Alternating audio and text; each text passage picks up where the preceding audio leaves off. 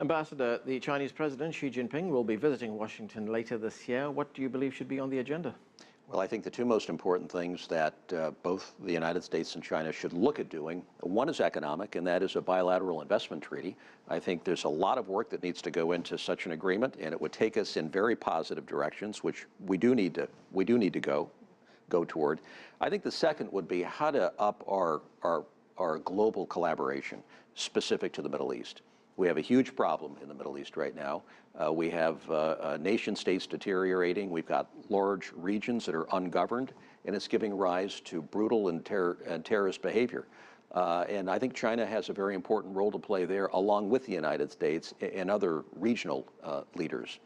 I'd love to see them step up their game a little bit in terms of problem solving around what we find in the Middle East. So the bilateral investment treaty, regional cooperation in the Middle East, and then cybersecurity, I think, is clearly an issue of the future and one that is on a lot of minds and still left relatively ill-defined in terms of how both countries approach it.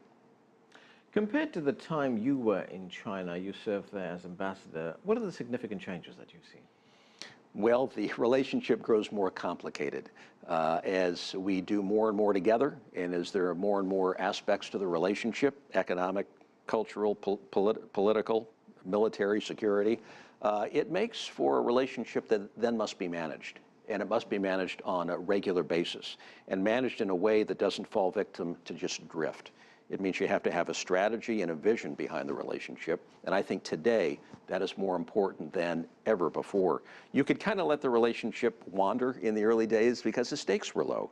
Today the stakes are extremely high between the United States and China because the whole world feels the implications of the U.S.-China relationship, whether it's strong or whether it's weak. It really does have a spillover effect. So the way the relationship is managed, much different today than even a few short years ago, and the thinking and the strategy behind the United States and China, what they choose to focus their political bandwidth on, where they choose to lock arms and cooperate, I think that's extremely important to be able to focus on that today. We all know that there are differences, and some of those differences are rather significant. And we'll always have differences. Any relationship has differences. But key today is to figure out ways to focus like never before on areas of natural collaboration. Ambassador Jon Huntsman, thanks for joining us, sir.